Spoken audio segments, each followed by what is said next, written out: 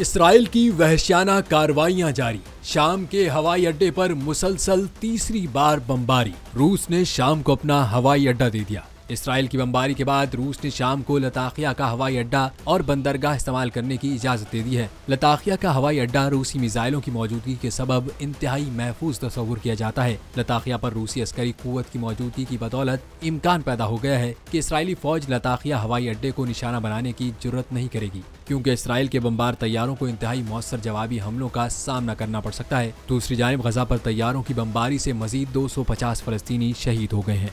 खबर रसां इदारों के मुताबिक इसराइली फौज ने अल नसर स्ट्रीट पर बेकरी के सामने जमा अफराद पर बम गिराया। इमदादी कार्रवाइयों के लिए जमा अफराद और एम्बुलेंसों पर भी मिसाइलों से हमला किया गया, जिसमें बड़ी तादाद में अमवात हुई। रिपोर्ट्स के मुताबिक गजा में शुहदा की मजमूई तादाद 8,900 से जायद हो गई। इसी तरह तबाह होने वाले मकानात की तादाद 1.25 लाख तक जा पहुंची है।